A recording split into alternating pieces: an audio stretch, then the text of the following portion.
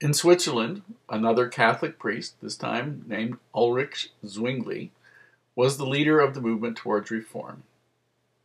He was accused by the Catholic Church of heresy and was put on trial, and he claimed the authority of the Bible against any power of the Pope. But in 1531, the Catholics and Protestants in his part of Switzerland actually fought a real battle with real casualties, one of which was Zwingli.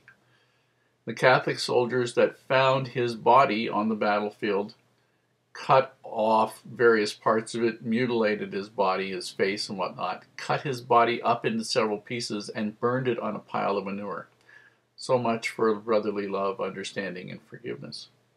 John Calvin was the next leader of the Swiss Protestants. He is known to have been an extremist in doctrine.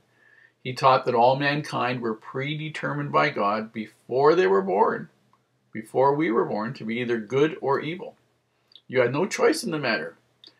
And God had already decided that you would either go to heaven or hell, no matter what kind of life you lived. In many other countries, the Protestants grew in numbers and were often just as opposed to one another as they were to the Catholics over different doctrines. You know, if you were Protestant, the Catholics called you a heretic, and if you were Protestant and somebody else became Catholic or was some other Protestant group, you called them heretics.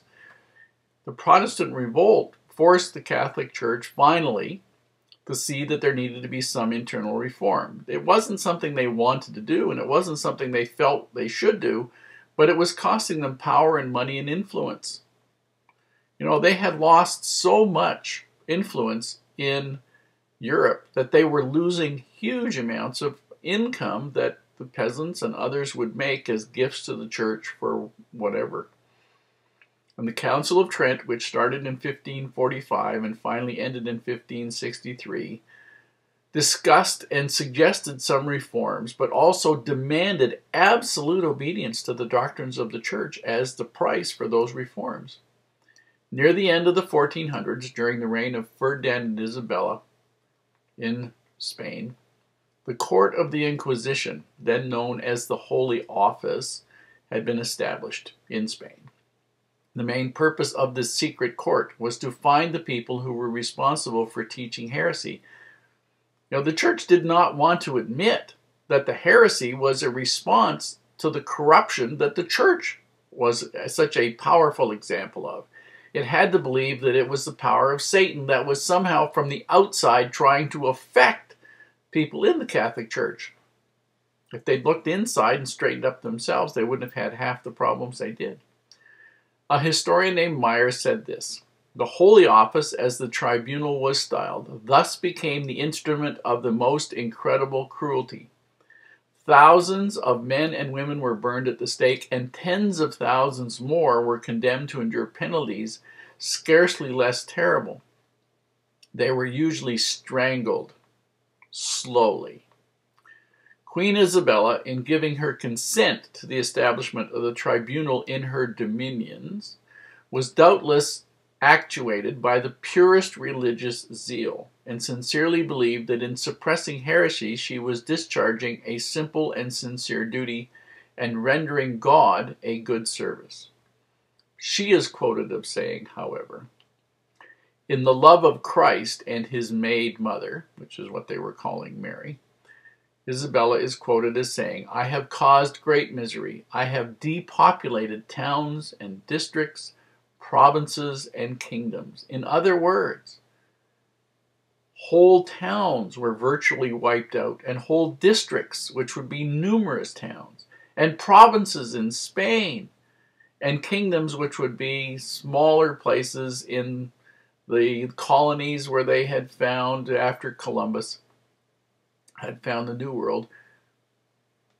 These people had all been killed because they were determined by the Inquisition's priests to be heretics. And a heretic was simply somebody who didn't agree that the Pope was infallible, and didn't agree that the church was perfect, and didn't agree that everything the church taught was absolutely the way it was.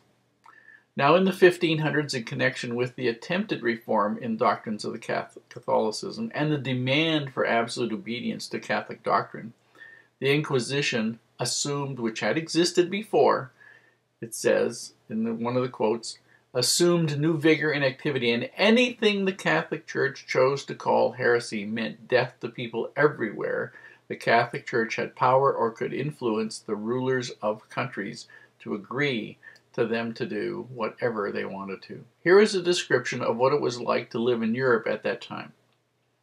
At this point, in connection with the persecutions of the Inquisition, we should not fail to recall that in the 1500s, any refusal to conform perfectly to the established worship was regarded by all, by Protestants as well as Catholics, as a kind of treason against society and was dealt with accordingly.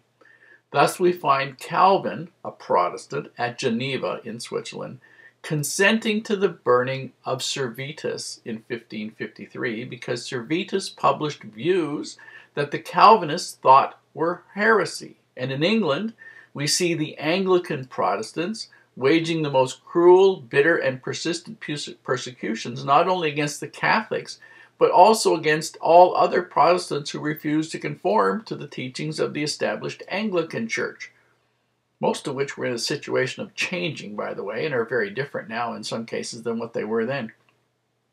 Now, just to ask yourself, what do you think about a church that tries to force people to believe its faith by murdering those people who will not accept its teachings? Are fire and murder, torture and death the tools Jesus would want us to use for spreading the gospel of Jesus Christ?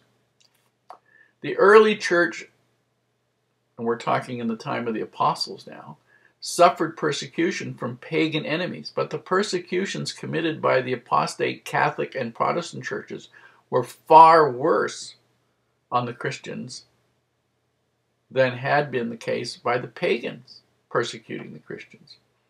The Protestant groups accepted and taught many doctrines similar to the Catholic Church at first, but their standing up to the worldly power of the popes and the Catholic Church did finally help to open up the possibility of some religious discussion about the Scriptures and the way man needed to worship to truly follow the Savior. The problem was that if you disagreed with either the Catholics or the Protestants, you could be burned at the stake as a heretic by both.